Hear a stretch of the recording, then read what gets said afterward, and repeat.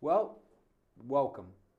Tonight we're going to go through what's new, the fall wrap-up of MHS sports, the winter preview, but more than anything, we started out talking about sports in Milford, and I always want to start with what our philosophy is here in this town, because too many times people tend to forget as they get excited about what's going on at our local high school, that less than 1% of what the 1%ers are going to make a living at sports.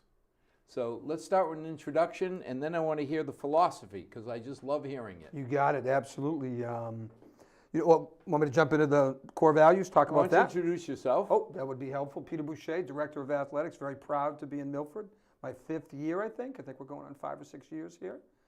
Now, when we talk about athletes, you put into perspective your philosophy and goal, but tell the audience. So really what we did when I arrived is, I don't want to take credit for the way the kids behave or conduct themselves, because that was really set in stone a long, long time before me.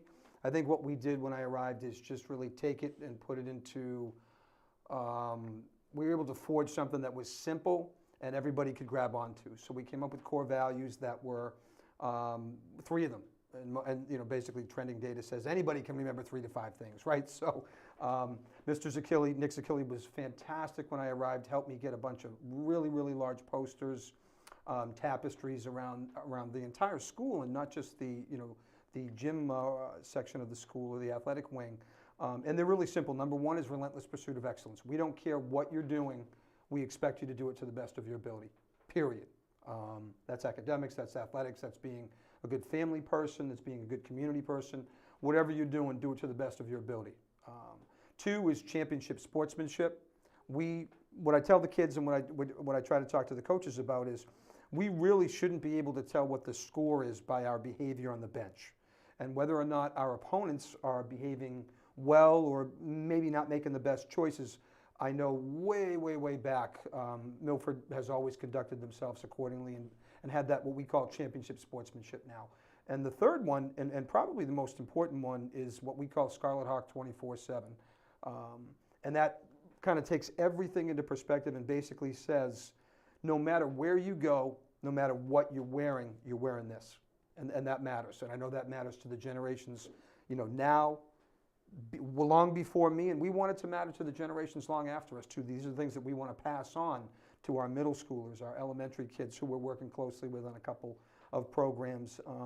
And we want that to matter for really these kids and moving forward. So it's important to us. That's, like you said, that's really what matters. If you do all those things correctly, the W's, the wins, the victories, that'll all come later. It'll happen. I remember the first time we talked about, years ago, our Secretary of Education brought up a point that he thought we should strive to have 30% of our college athletes graduate. Yeah, and you and I had a good discussion on that. We felt way too low, right? 30%. 30%. Because they were looking at schools and some of the universities in Florida and basketball universities that were graduating less than 18% of their students. Abysmal. And you brought out, you said, wait a minute, we have student athletes. Right. You would rarely catch me anywhere. It's not about catching. I just don't say it. We don't use the terminology, Milford athletes. We say student athletes because, like you mentioned in the opening, less than 1% of 1% are going to become professional athletes. Every athlete is one injury away from just being a typical person. So, we're very careful about that. Yeah, and they have certain schools, like I was really, really proud. Holy Cross gets beat up on the field a lot. But after they graduate, the kids are ready and they do really well, right? Very good positions. Yeah. And when you think about it, the rest of their life, the 99.99% of the athletes are not going to make a living. No. Nope. That way. Not with their feet or their hands or their bodies. It's just not. So if it's not their minds, they're in deep trouble. Mm-hmm. And it's nice to see that kids doing well. And I give a lot of credit to the attitude and the leadership that you show. Oh, thank you. I appreciate that. Because that really does bleed into the kids. And then they don't just carry it on the field, but understanding that they have to carry it off the field then permeates everything they do. No, and we do, and I appreciate you recognizing that and being able to see that. I've had a couple of other athletic directors in the league say to me over the last year or two, like, wow, you can see the kids behaving in a manner in which we talk about the three core values, and it's nice to be able to talk about the fact and hear that resonate unsolicited, that the kids are behaving that way, because that's what we want. We want good student athletes, kids who are behaving themselves, working hard to win, but working hard to be good community people and being able to provide for their families. Regardless of the score, the professionalism on the bench, whether you're winning by a lot or losing by a lot, should be the same, within reason, right? You would celebrate after you win. Run into situations in real life, eventually when they become real people, and they're out in their professional careers, that things don't always go the way you want. No, rarely. I find in my world, I bet you'd probably say the same. Rarely do they go exactly as you planned. You got to be flexible. You got to be ready to adapt. We use the terminology from a movie in the 80s, adapt, improvise, and overcome. You got to be ready for anything. Plan A, Plan B, Plan C, and then even Plan D that you might not have had, but you got to make on the run while you're playing. It happens. You got plans all set, and then a curveball's thrown to you, and all of a sudden you got a call and say, I think we need to reschedule. Yeah, good point, right? Yeah. Yes, yeah. Okay, getting upset or, getting emotional isn't going to help me. No, you just got to adapt and keep moving. So, we ran into the fall.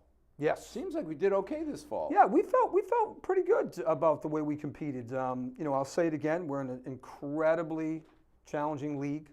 The way I look at our league is most leagues have sort of a rainbow or a spectrum. You got some lower bottom teams, you got some average teams, you got a couple of really good teams. We happen to have 11 or 12. Are there any bottom teams in this league? That's what's hard. We don't really, like 11 and 12 in our league, you really could drop in a lot of other leagues and they'd be competing for the top 3 in just about every league. We do the data, we run the stats every season. So it's difficult. It's the NFL of high school sports. It's any given Sunday with the NFL.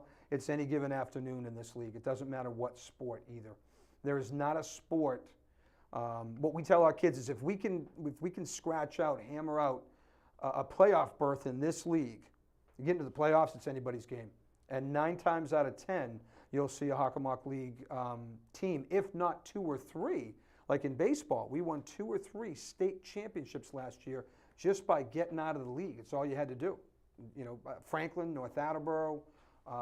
Then you look at basketball. Franklin and Mansfield met in the division, the state championship basketball game last year, and they'd already played each other twice in the league schedule. So needless to say, it's difficult, it's challenging. So now, football. Yes. Winning season? 6-5, yep. We were very, I'll tell you what, and one thing, I'm super proud of the coaches, I'm super proud of the kids, and I'm super proud of the families and our fans, because number one, the place was packed every single home game and a lot of road games. You couldn't tell that we weren't home. We had a great fan following. People came and watched us play. They traveled to Attleboro. They traveled to Stoughton. Didn't matter where we went. They made the trip and were there to support us, so it was awesome. Started off 0-4. We had to play 2 Division I opponents, week 1 and week 2. Now that the season is over, I don't mind sharing this statistic. A Super Bowl winning team dropped us week 1 in February because they, how do you put this play? They knew we were going to be good and just basically said, yeah, we're not going to play you guys. So in February, we had to go out and find another opponent. And when you're competing in this league and you're doing pretty well in this league, it's difficult to find non-league opponents besides Everett and BC High, because they're always looking for opponents. That's not a joke. That's legit. They're always offering to play everybody, anybody, wherever. Those 2 teams, they're like small colleges. So we ended up with Attleboro week 1, had Franklin week 2, and then after the 4th week, we were 0-4. We played Canton week 3. Played real good games in all three. We battled Canton. We've got a tremendous rivalry. They ended up winning the league last 14-12, but we were in it the whole game. It went back and forth, you know. Then the final 7 games, we go 6-1. Things just start clicking. Nobody ever gave up. I mean, you couldn't tell in week 4 or 5 when we were 0-3 and 0-4. And this is when you get really, you know, things are working well because the coaches are coaching, the kids are playing, the fans are there, you know, showing up for an 0-3 team. Everybody's going crazy. And I think everybody believed, nobody panicked. And those kids battled, those coaches battled, and we ended up, you know, going into Thanksgiving. Wait a minute. How does somebody dump you? How do you say this? Not very professionally. How's that? Say, I mean, what? Notice I didn't mention the school. I'm trying to no, but I'm just trying to think. Yeah, wait a minute. I've committed to play you. 2-year deal. This was the 2nd year of the 2-year deal. We traveled to this particular school. It was an hour and a half away. We made the trip, gave them one heck of a game last year. And then I'll be honest with you, I heard through the grapevine they were looking for an opponent. So I called the school and I said, hey, just double checking, making sure you're coming here Friday night and we're sending our JV and freshmen to you Saturday morning. And then it went, making sure you're living up to your word. Yes. And then it was, oh my goodness, a crosstown rival school offered to play us and we thought that made more sense. So we took that game. And I said, how could you take that game when you already have a game? Well, we were going to call you next week and let you know. I just said, do you know how hard it's going to be to find a game right now? They were like, oh, we're really sorry. We really wanted to play you, but we also really wanted this crosstown game, this rival game. Well, I'm thinking, why did you drop them before? Well, I was gonna say, why did they drop you? But you know what? We took it in stride, and I let them know I wasn't thrilled. Did that professionally, and you know, just said, hey, we probably won't be contracting with you ever again. Don't anything. call us Not anymore. even in ping pong, right? We're not even going to play you in Yahtzee because we've agreed to play Franklin and Attleboro 2 years in a row. Well, Franklin many years, but both of them, this is the 2nd year of a 2-year deal. No matter what, when I cut a 2-year deal with you, 2 years. It's 2 you games. came to me. Yeah. I'm just kind of. It's a strange thing to say. Aren't I honor bound to go to you? Yeah, you should be. And there are no repercussions with the MIA. You can't really turn them in or put up a big, it's. No, but the kids have got to know. I mean, at the end of they the day, they knew. That's always the thing when you're coaching. You can think you get away with it, and you can probably get away with fooling the officials, fooling the league, even fooling some of the parents. Right. But the kids No, the kids knew. know. The kids knew because our kids were looking forward to suiting up against them. Yeah. We knew they were a good team. We thought we could be a good team this year, putting everything together with some of the players that we had, some of the coaches, and just kind of, we've got a feeling over last year was well, you know what, honestly, the last couple of years have been really good. But we're on an upward trajectory. We got some great kids coming in from the 8th grade, Ryan O'Connor. Young team?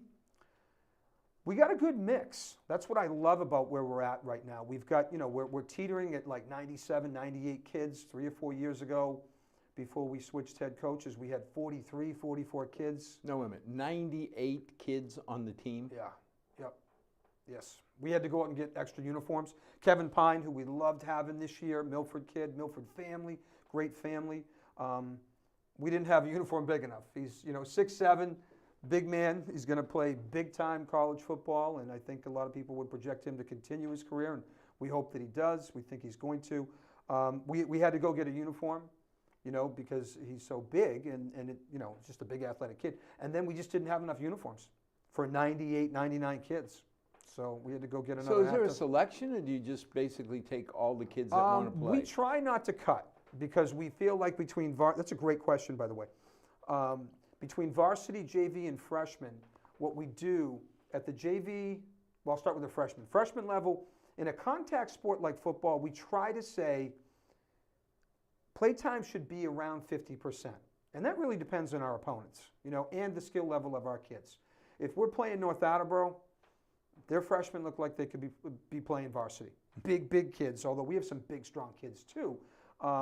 So we have to make sure the kids can protect themselves and protect their teammates. But they're going to get in for a certain amount of plays. If you're wearing the uniform, we're going to get you in. JV, we basically say it's more 2/3, 1/3. Again, got to be able to protect yourself, got to be able to protect other people. We're going to get you in on certain plays, special teams and whatnot, so you're going to get a feel for the game. Varsity, in all honesty, We're very honest with our parents, with our kids. You're coaches. playing to win. We're playing to win. Yeah, we're not going to put anybody in jeopardy, but the best kids are going to play in the most opportunistic situations. So now, 100 kids. How many on the freshman team? We had 39 or 40. It's a great number. So you got 60 that you have between JV and varsity? Yes. Yep. You can't play both, right? You can. The MIA actually says it used to be how many quarters you played. Another good question. I feel like you've really prepared for this. You're looking at the rule book, right? No, these are great questions. And it's good for the fans to know. The MIA says you can only play a certain amount of minutes in football. So you have to count that up, and if a kid gets in for 2 or 3, let's say a kid plays 10 minutes of varsity football, they can then probably play,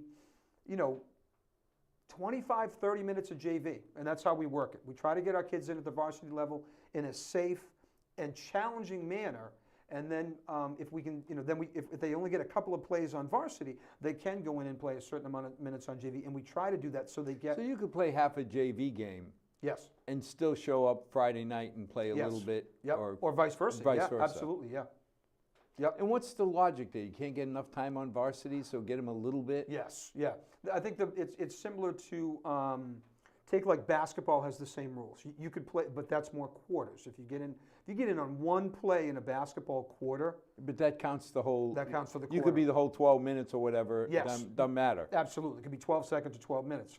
But the bottom line is, and I think the MI, what they're recognizing is, if you don't play a lot on varsity, they don't want to penalize you from not playing JV, because that's when you're really going to, it's live action.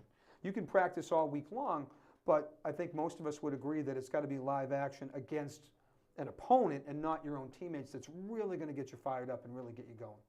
So you've got how many that are really primarily varsity players? I would probably 30, say 30. Yeah, 30 is a good number. 30, 28, 32, right in there, who are just playing full-time varsity, really don't qualify for JV.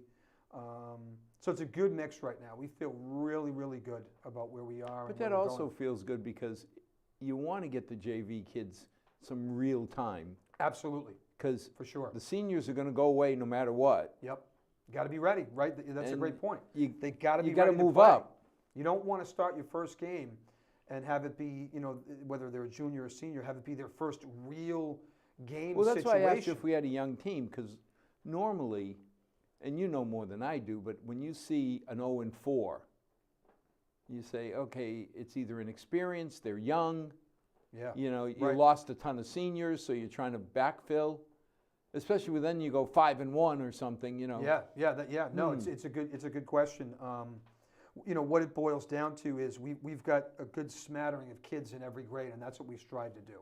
You want to try and have around 20, 25 kids per grade. The fact that we had almost, it was 40 kids freshman year, that's fantastic.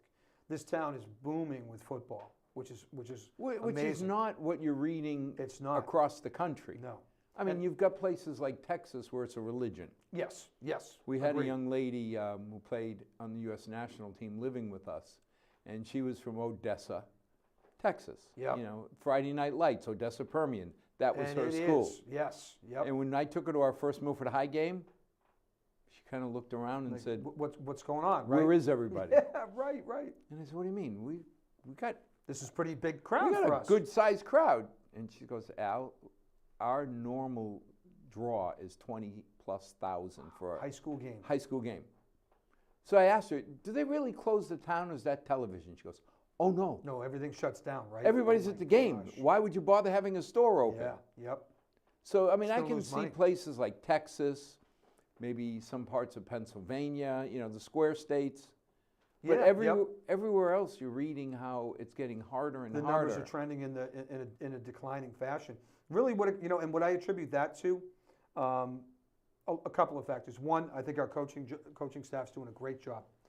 Good group connecting with the kids, really working in the kids' best interest, and I think the kids know that. Secondly, I think one of the big factors is Milford football. It matters to suit up for this team. A lot of our kids, their parents played, or their uncles played, or their cousins played, and you can't put a number, in my opinion, having worked 20 years at 2 other Hockomock League schools, and I say this with the greatest amount of respect. who don't have the lineage and the tradition that Milford football has. It matters that Milford football was good in the 70s and the 80s and the 90s and the 2000s. And, previous to that too, it matters when you put on that uniform. We're excited. Next year, we're going to have brand new uniforms that really are trying to mimic our uniforms of the 70s and 80s with the red and the white, and get the helmets back and have the wings back and whatnot, and really return to, because we feel like we can live up to it now and return to traditional Milford football. So I really think those are the two factors that Milford has an advantage over some of the other towns. Now, you look at North Attleboro, they have it. Mansfield's created it the last 30 years with Mike Redding as their head coach.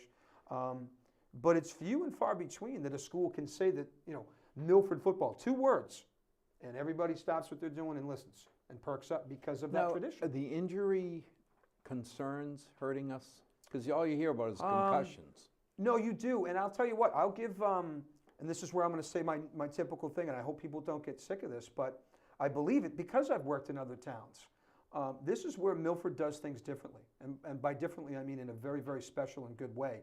I would give our high school administration, our central administration, and the school committee in the town a lot of credit. We were able to, over the last couple of years, we've been able to, what I would say is just rotate out the older helmets, and we now were able to put a certain amount of money each year to getting what they have, these concussion honeycomb helmets that are really technologically built. They're not going to stop concussions, but they're going to help. They're dispersing. Well, but you're trying to minimize. Exactly. I mean, we have a version of our helmets that the vast majority of, really the only kids who don't wear these helmets are kids that go out and buy their own, that many of the New England Patriots wear. That's a big deal. That's a huge statement to be able to say that to people. How much does a helmet cost? Helmets can be anywhere from $375 to about $1,200, but we were able to... For 100 kids? Yes. Yep. That's a lot of money. It's a lot of money, but I will tell you that we didn't pay that $375. Well, yeah. We were able to find a really good company down in Connecticut that is working hard to switch out those old helmets to protect kids. So we paid a fraction of that. And Yeah, over the but last still, couple I of mean, years. it's nice that the school administration's finding the money, Yeah, and school committee supporting it. It was unanimous. because you'd hate to see any kid get injured and say, we saved $50 on a helmet. Yeah, no, I mean, and you know what? I will tell you that having been in this business for 25, 26 years, there are other towns that do that. And one of the things probably the most impressive thing about what I've learned about Milford is people will look you in the eye and they'll say, we can do better than that. We're not going to, Right. We're going top notch. It's going to be top shelf from Milford kids. That just happened about the SWAT. Yes, And yes. somebody Yep. came and said, can we really afford to invest $750,000 a year? Yep. And it's going down to 600, but it's still a fortune. And the chairman, Chris, and I looked at each other and said, can we afford not to? Not to.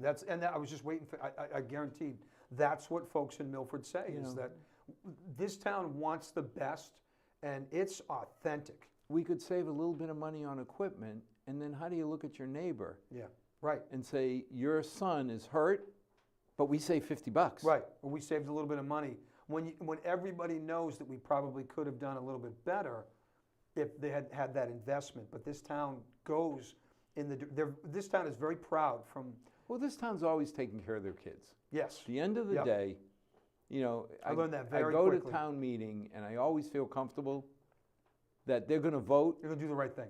the way we need to. And you know what? This is the perspective that I try to bring from my time in the other two towns, or two school systems, is because as much as I really enjoyed my time there, I hate to say this out loud too, but you get let down time and time again with either people power or finances. You've got these great ideas and these great programs, and then, you know what? You come back and you hear from somebody in those other districts, and they'll say, "Oh, we just couldn't find the money," and you walk away thinking, "How could we not find it?" But this. No. That doesn't happen here. $3 million surplus, 13 years in a row, except the years we had $5 million surplus. People take care To of sit there and the say we're going to finances put in a this town. kid in jeopardy. Doesn't make sense, right? So now, how did soccer do for the fall? Excellent. Good question. Girls, started off rough in the beginning. We had a couple of injuries here and there. We play in the, I'll say it again, the best league in New England. They were able to really catch on mid-season end of the season, grab some W's and really get some forward momentum for next year. The boys felt like you were at a football game at a lot of our home games. It was awesome to experience that. It was fun.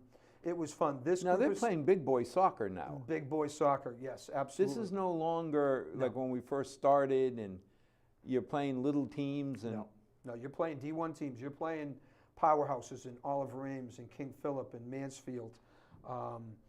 Franklin, first win in Franklin. Our coach thinks it might be the first win in let's just say many years. I know it was our first win against King Philip in many years. So there was a lot of first W's this year against some of those really upper echelon Division I teams. We ended up winning the league this year. The boys really, really hammered out a fantastic record, got a really strong seed, punched into the postseason, really, really did a nice job. So they came out number 1 in the league. Yes, yep. Very, very. First time, I think the numbers are 19 years. It's been 19 years since we won a league championship. As I say, I don't remember. Yeah, you can, again, we've always competed. Milford's always competed against great competition. But to win a Hockomock League championship in soccer is pretty significant. We feel. Yeah, and especially if you're some of these towns that have strong soccer, but they don't have really strong football. Right.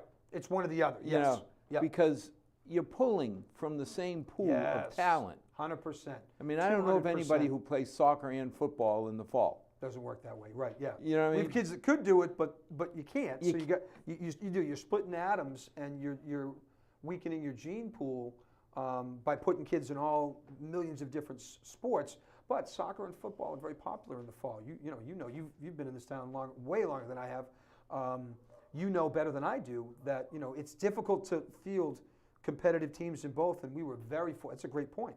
Very fortunate to be competitive in multiple sports on multiple sides of the fence, boys and girls.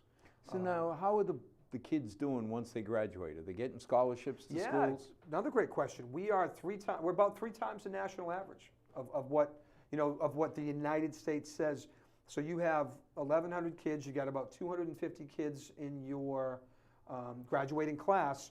You should have this many, 3 to 5% kids who just play in the NCAA. Forget about doesn't matter what division, D1, D2, D3. We are averaging anywhere from 10 to 15% of our kids going on right now. So we feel hot ticket. Yeah, see, that we feel good about that. Makes me feel good because Milford, like any town with our demographic, are going to have families who've done well. Yep. And families who've done well, but not financially terrific. Right. They got solid families. They got great mom and dad support, but you ain't got $70,000 a year in disposable income. Some people don't make that, and that's what colleges cost this year. It's insane. Well, now, currently, Oh, it's nuts. Well, when you sit there and say, UMass, when we graduated, I remember '74, everybody applied to UMass because it was your safety school. Right, right. You got the letter and you said, okay, I spelt my name right, I got in. Never and heard I don't have like that. I don't have to worry about learning that famous, do you want fries with that order? Yeah.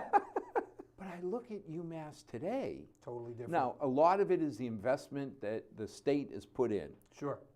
But it's no longer this, fluffer nutter, easy to get into school.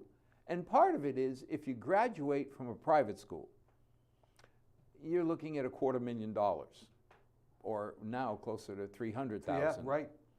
You graduate from UMass, you've put in 100 some. Well, 200,000.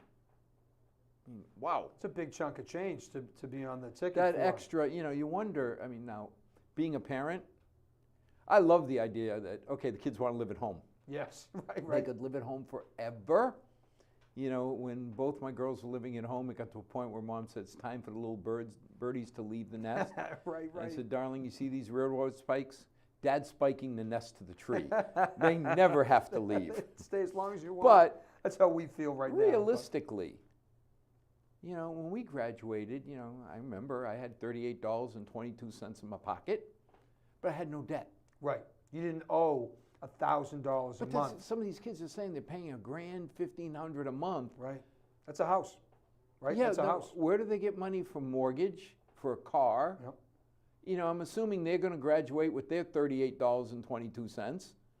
So everything has to be borrowed. Yeah, it doesn't make sense. It's a vicious cycle right now. So seeing the kids have the opportunity to not have to rely on it, I think is incredible. No, we strive, and our coaches have done a really, really good job the last couple of years. We're really ramping up, helping the kids, sitting them down, drafting the emails, contacting coaches, and just, you know, showing them what they need to do. Because the colleges don't come see you anymore. They really don't. Unless you're an absolute blue chipper like Kevin Pine. We've got folks coming in, you name any D1 big-time college in the country, they are swinging by to see him because he's, you know, top 5 recruit in the country. But that's 1 out of 94. Yep. But you're right. And on the flip side of that, everybody else, they want to see video footage. They want to see about a 5-minute reel of all sorts of different plays, offensive, defensive, what can you do, you know, and that's what they're basing, you know, and they're also basing their judgment on who did you play. Right. Did you get those, you know, great offensive, yeah, defensive I got a lot plays? of yards, Yes. right? Or I got a lot of points, but I played, you know, Okefenokee Yes. Middle School. 5 or 6 games in a row. Yeah. You can crank out that yardage or be able to make those plays in the Hockomock League, people take notice. And I've had college athletic directors say that, and I think I've mentioned that before in your show. So soccer did well. Yep. Hats off, because I don't remember, like you say, 19 years, I can't remember the last time. Yeah, they were very, we actually, we had one player, Wally, who was Hockomock League All-Star, Hockomock League MVP, Eastern Mass All-Star, then ended up Massachusetts All-Star, ended New England All-Star, and was like 2 votes away from All-American. So, and what's happened for you know, a boy like him, who didn't have maybe tremendous aspirations, like you were mentioning, to go to college. Now, guess what? Everything has changed. The landscape has changed for a young man. Well, like I mean, that, the biggest thing is you open up some options. Whether they need the scholarship, whether they decide to play D3 and not get a scholarship or play D1, because D1 athletes, I mean, I'm always amazed. I mean, I did okay at Holy Cross, but every minute of the day, Absolutely. you know, I'm fighting for the academia, Yep. you know, meet the standards. Well, when you add a full-time job of, you know, any sport. Right, and then that's the way we look at it. I like the terminology. That's what a you know, a scholarship student athlete is. It's a full-time job on top of your academic You mentioned that a pursuits. lot of people don't make 60, 70 grand a year. Yeah. Well, you're 17 years old and somebody's going to pay you essentially 60 grand a year. Yeah, right. Yeah, they want something out of you. Absolutely. So how did the volleyball people do? Volleyball did well. Girls made the tournament. Again, you know, I don't want to sound like a broken record. One of the best volleyball leagues in New England hammered out, you know, a record just above 500, which is really good in this league. We were in the hunt for the Davenport Championship, you know, throughout the vast majority of the season. Jumped into the playoffs, and I'll be brutally honest, if we don't run into a team that has a boy playing on it, anything could have happened. So we ran into a school. Wait a minute. Roll that one back. We ran into, well, this is the flip side of Title IX. If, like Milford has a boys volleyball team in the spring, so we can't allow our boys to play in the fall with the girls. I'll give you an example. A couple years ago, we played Sharon, which is in our league. We play them twice. They don't have a boys volleyball team. Oh, so the boys can play in the girls. The boys can play in the girls team. So we ran into a playoff team in Central Mass, and they did have a boy. And let's just call it what it is. He wasn't good. He was really good. And he definitely, not making any excuses, I'm just calling it the way I saw it, the way I interpreted the game. I think if our girls had played their girls, things might have been different. But this boy was, I mean, serving the ball, wow. It was like Olympic. This kid was just singing. And good for him. He may get to go on and play someplace else, but, you know, it was interesting to say the least. But the girls did well. Very proud of them. Our cross-country teams did well. Our boys were 1 meet away from being 3-time defending league champions. They did beat that team. At the league meet, they were I think they got 4th place at the Hockomock Championships out of 12. They beat all of the Davenport teams and half of the Kelly Rex, which is the, you know, the Division I section. So they did well. So only 3 teams bettered them. Yes. Yep. And they were all D1 up in the Kelly Rex division, which we don't really compete with too often in the track and cross country circuits. So yeah, we're excited. That program's done a real good job the last couple of years. And the gals are hammering along too. They had a couple good wins. Things were good. Trying to think. Golf's competing. Field hockey's competing. It's I think what makes probably me the most proud is that when, let's say you take a team like field hockey that didn't make the tournament, still proud of the girls, still proud of the coaches, but the other teams in the league, even the upper echelon teams, know they have to have a good game against us. It's not just going to come in and we're mop not a the floor. cakewalk. No, you got to come in, you got to battle, you got to game plan, you got to strategize, and most importantly, you got to play well. That's all we're asking. That's all we're asking our kids to do. I could never figure out field hockey. Me neither. Out of all the sports, that's the one, right? I mean, I enjoy watching it, but it seems like the rules totally baffle me. I got to tell you, again, doing this for a very long time, field hockey is probably the only sport that if you said to me, hey, the referee can't make it, can you jump in for 20 minutes? No, I cannot. No clue. I actually said that in my interview 5 years ago. They said, what's the one sport you might struggle with? And I think it was, they were trying to catch me, because most potential ADs would probably say there's no sport. Right. I was very honest. I said, I could probably do any of the 29 sports you have, but don't ask me to referee field hockey, because I don't think I can do it. And one of the principals said, that's the right answer, because nobody knows field hockey, right? The girls seem to know it. The whistle tweets every 10 seconds, Yeah, and they know how to line. They know how to line up. They know where the ball's going. They know how to hit it, because there's only certain hits you can do with certain whistles. in playing hockey, it's like, why didn't you take a backhand? Yeah, because you're not allowed. Because you can't, right? It's like, oh. And you have to play righty. There's no lefty. So amazing. It's crazy. But no, so what other sports haven't we touched on in the fall? I think we hit everything. Cheer did very well. Again, went all the way to the state championships, did a nice job. We're runners up at the divisional level. They, again, like football, like some of our traditionally great teams, they just always do well. Coach Heather always has them ready to rock. Heather did stuff when my daughter was cheering that we used to laugh and say, I coached soccer for 14 years. If I ever tried to do, how many times she wasn't done practicing. Yep. But somehow the big guy up there decided the lights are going off. Yes. And I'll never forget when she had us line up our dang cars. Oh my gosh. Down at the annex, so we could have light going across. Oh my God. I believe it. Because she was going to finish. She had things she needed to get done that practice. None of the girls, they understood. Yep. They've got to finish. Yep. But I looked and I said, if I ever tried doing this, I'd in have soccer? Oh no. Yeah, right. In any sport. Yeah. Football, you name it. No, it's not going to flush out. But that's the culture that she's created, and the girls respond, they adapt. And then there was a bunch of guys wanted to play, there was volleyball down there. So they started encroaching. Oh boy. And I remember Heather walked over to them. I don't think she said anything. Yeah.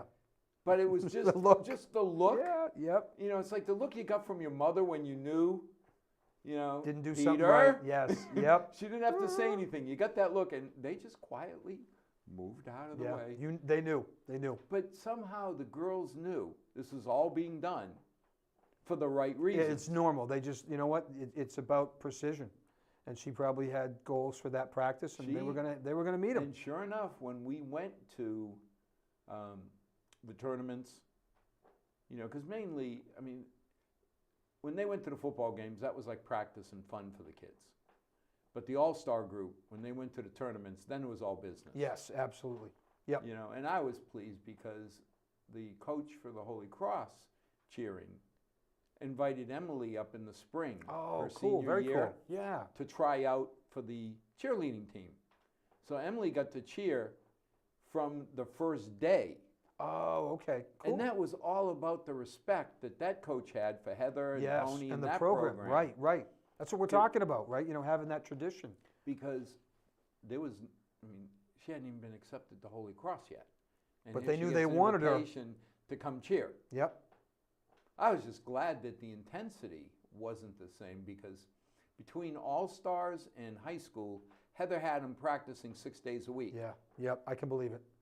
That was okay in high school. I was glad it wasn't that intense in college. No, You had to do the studying part. That's more important. So understandable. So we're rolling into winter. Yes. Off and running.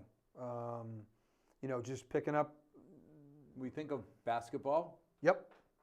So with basketball, the boys definitely are. Trying to think of some terminology here. They're basically reaping the benefits of last year's really, really strong team.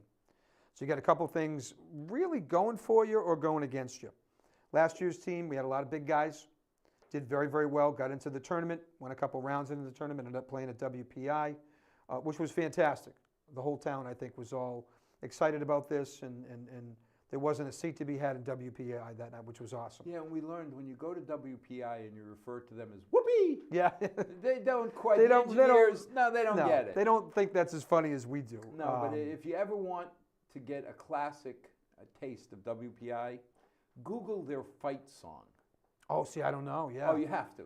Go on the internet and Google the Whoopee fight song. And it's all about math equations. Oh my gosh. Of course it is, right? It is the funniest thing because you just sit there and shake your head. But, after going to Worcester, after going to school in Worcester, and always referring, WPI is a great school, but we always called it whoopee. Right. Yeah, we found out they didn't like that. Understandable. So what happened this year is we definitely have a very good team, but when you're that good and you go that deep and you're from the Hockomock League, same thing as football. Nobody wants to play you non-league. So we had a hard time. I think we've had 7 or 8 games, and 5 of those teams have been Division I, and all 5 are ranked in the top 25. Now, for the uneducated like me, I joined the Hockomock League. So I'm guaranteed a certain number. Yes, good question. Of Hockomock. Yes. You got to play me if you're in my league. You have no choice. Right. So we're playing Mansfield. We're playing Franklin. We're playing Taunton. You're playing Foxborough, who's perennially, boys and girls, competing for state titles in basketball. So Stoughton, who's a really good basketball town. You have no choice. So that gives you 10 games. 10 in our division. Then you got to cross over to the bigs. That's another 6. So you end up with 16 Hockomock League games. The bigs, that's that Division I, the elite. Yes. Yeah, that's on enrollment. So you're looking at towns who have, or districts. Olive Ames is Easton, Northeastern, King Philip is 3 towns. But you're looking at 2,500 kids in a school or so. Yeah, we're looking at 1,600. I think the Kelly Rex, the smallest that I can think of is 1,600, and the biggest is 2,500. So if you say so 6 games with them, demographics work the same, the fact that their gene pool is twice as deep. Yes. They just got a better chance at picking off. Yeah, you play Taunton, who has we'll call it 2,500 kids. Their 8th graders can play because their 8th graders are at the high school. So MIA says they can play. 2,500 to choose from versus 1,200. Yeah. You got an advantage. I would say so. So how many games total do you play in a 16 season? in the league. But how many total? And you can play 20. Okay. So we try to get 4 non-league. You can exclude 2 more games if you want to. So you can really get to 22. You can exclude the really large schools who are not in a league, and some of the private schools like Bishop Feehan, Catholic Memorial. And again, they'll play you if they think they have a really good chance to win. Otherwise, you're going to have to play. You got to play up the way we did against Algonquin and some of the teams that are walking into the. Well, I remember my darling bride went to a little school called Penn State. Okay. And the first game of the season, a little school. 104,000 of her closest friends get together. Yep. And they invite football teams in that are going to get massacred. Absolutely. And you sit there and say, why? Why would you do that? It's like, okay, I'm going into the Coliseum and the Romans are telling me, don't mind the putty cats. Yeah. Don't mind them. It'll be okay. But then she said, well, this is the first and probably the only time these small schools get to play in a stadium like Penn State. In that big-time environment. 104,000 people. Yes. So you got to come up with 4 teams to play Milford. Yep. You got to find 4 teams that are willing to play. And both teams were coming off really strong seasons the last couple of years, But certainly last year, both teams got into the tournament, won first rounds, moved on. Boys continued to move on. And the girls, we had a group of seniors who had really played 4 years of varsity basketball. So those gals, there was 11 or 12 girls that had really just come through the program together. So now, you're trying to get non-league games. So they don't want to play I you. try and call a school. And you're calling and you're calling and you keep calling. Do I have to sign up for boys and girls? No, good question, no. Yep. So I can call, Webster boys Yes, and Leicester girls. yes, yep. Which I guess is good and bad in its own right, because now I got to negotiate 8 Right, games. right, yes, yep. I mean, you can put it out there, like every once in a while we'll agree with Hopedale to do both. Sometimes they don't want to play us, and I understand that. We get that. We're not playing the Hopedale boys this year. Well, but again, what is their graduating class? 80? Yeah, probably 80 to 100. We're 260. Yeah, yep. So, again, just like us going after Good point. a 2,500 kid school, Yep. Hopedale looks at us and says, you're 2.5 times our size. Yeah, yep. They do a nice job over there with basketball, so when they want to play us, they usually know that they can. That's because they know they're gonna got a good team. Yeah, they're going to be competitive, and it's going to be a good game. And they always, at least in the time that I've been here, they've been tremendous Board award games. It's been awesome. But Is there anything you can offer these smaller schools to come play? that's a really good question. It's not on the level of the NCAA where they give them Well, no, money. I mean, Penn State's easy. By the way, we'll give you a 20% take, Yeah, which is more money than you'll make in 2 seasons. absolutely right. You get 15, big bank money. 20,000 people buying tickets for your game. Right. You're going to get all of that, and you don't have to split it. But you can't really pay off. No, you can't. I mean, sometimes you can say, "We'll come to you. You do a 2-year deal. We'll come to you this year, or you come to us next year." Or there are 1-year agreements where they just say, "Hey, we'll play you, but you got to come to us." And sometimes we'll take that, and sometimes we'll offer that deal to other people, like Westboro. Westboro was ranked, I don't know, 10th or 11th in the state. They agreed to play us, but we kind of flipped the switch on them and said, "Look, we'll play you. We know we're going to give you a good game. There's a really good chance we could win, but you got to come here. We're not going to travel." And they took the game. It was a heck of a game, too. Why is the travel? Is it more the psychology? It's not the money. Well, you know what? It's not, ticket money and stuff. We don't really make money on basketball games. We pay for the referees, which is no small ticket. You got to cover certain things, but it's the busing. When you do travel, the buses are kind of expensive these days. So, you send 2 buses because your freshmen usually travel alone. Your JVs travel with your varsity, or you can put the JV with freshmen. But you can't send all 3 teams because then kids are there 4, 5, 6 hours. And secondly, you can't get all 3 teams on one bus. 93 kids. Yeah, you can't do it. What kind? I mean, Uncle Lenny has big buses, but not that big. Not that big, no. He's good. He's got some 70 passengers, but you can't put, you can't. You got to send 2. You got 2 buses. 93 kids, and then you got coaches and Klingons Equipment. and Yep. So, no, to answer your question, there is really no great carrot that you can dangle, with the exception that they can go back to their school, and if they've got kids who are looking for scholarships, they can say, "Well, we played Milford, and we only lost by 10, or we only lost by 12, and if they can put up a good battle, then it does look good on their record." So and there are power rankings too. So if let's say they're D3 or whatever, and they play up and play us, they actually will get points. That's another great for one. playing a D1 Just for playing. So yeah, it does help them a little bit, not a ton, but there are perks So out there. basketball looks pretty good for both. I'll be honest, girls are struggling right now. We're very, very young. A lot of our kids don't have experience because that class that graduated last year. You took a double team. We did. And took it out. We took our first team, and then we took our second team. Gone. You took your first and second Yeah. lines, and they're gone. Absolutely.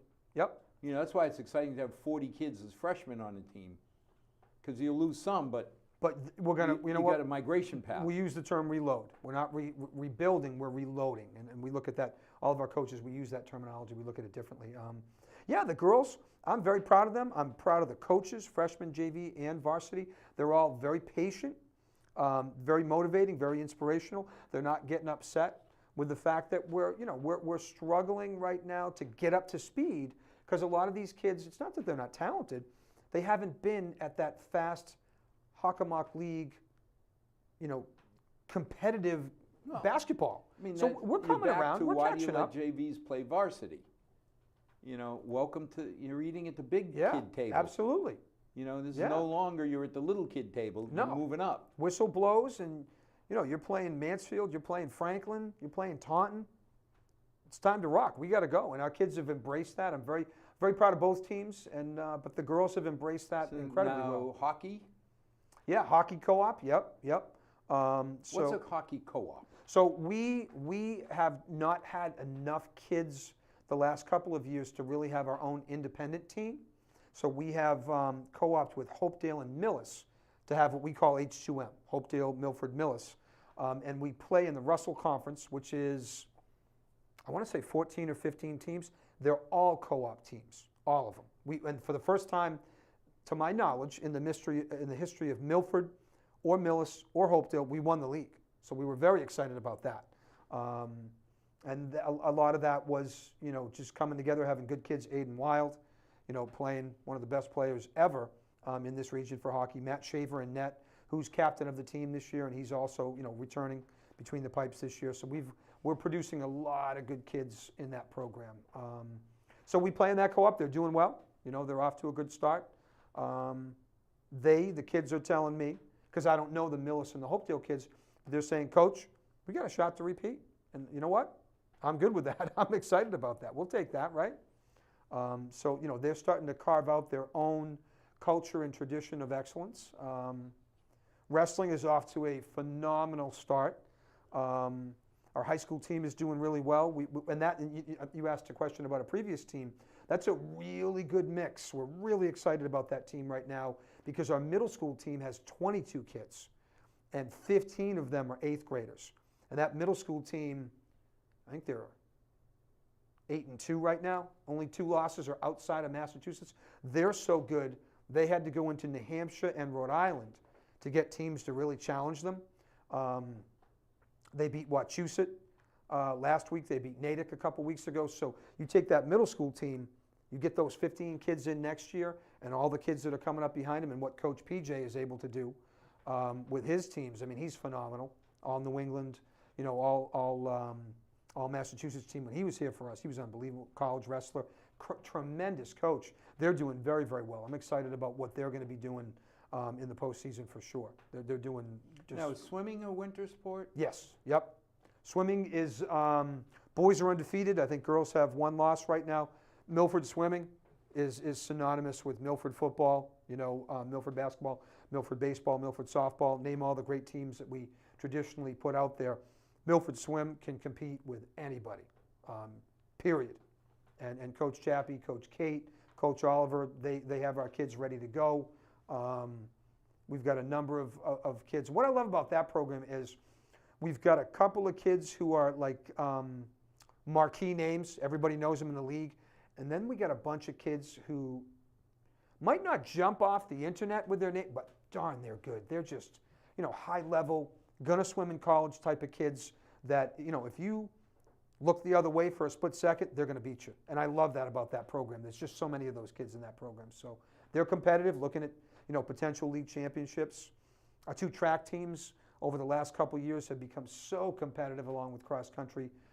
We've had a couple of spring track championships the last couple of years.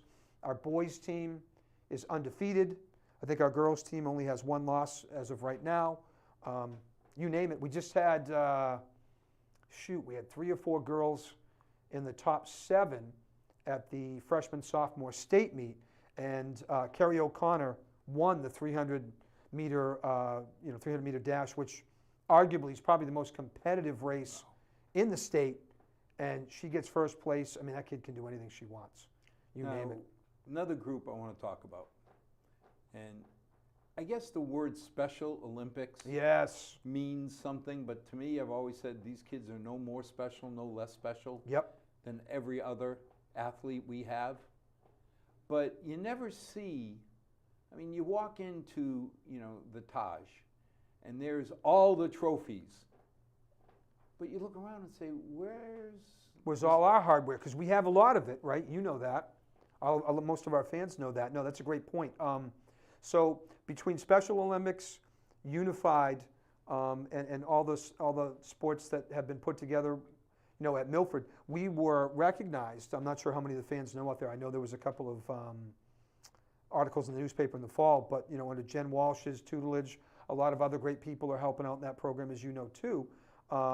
We are one of about 150 schools, 144 to be exact, schools in the nation, country, right? Yeah. 50 states, being recognized, 144, and Milford was super proud to be recognized by the MIA as a national school of excellence, of inclusion and excellence, because of the way that we compete, with our Special Olympics, with our Unified, and all the things that our kids are doing, our coaches are doing, our chaperones. We've got a banner that's gone up in the gym. Couldn't be prouder of that banner. Now you're working with the mayors from the Heights. Yes, yep. A lot of good help with that, by the way. I think there's some people helping us there. You probably know them pretty well. But yeah, they came to us, I think, about a year and a half ago, and really said, hey, listen, we want to put together a really professional-looking trophy case. And they were great.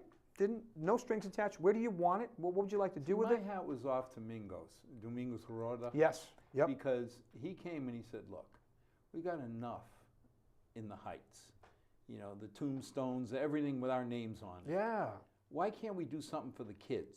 Love it. Love it.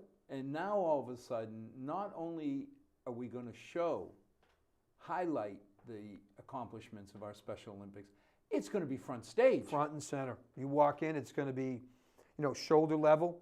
Walk in, it's going to be right there in the athletic foyer, the gym lobby there. I saw some mock-ups. Looks tremendous. It's big. It's ominous. So you walk in and you're going to see all these trophies that these kids have won. When you walk in for the academic side. When right. you walk in the main hall. Right. There it is. Right in the main entrance. It's going to be bigger than that one. Yeah. But so when you walk in now to the the Tajma Sport, there's a statement that says again, hey, by the way, these kids are no more, no less special. Yep. They're our kids. Equal. They're right. our kids. That's what we're looking for. As proud of the footballers, the baseballers, and every other group. 100%. 100%. Unified track, unified bocce, you name it. Unified basketball. We have unified wrestling now.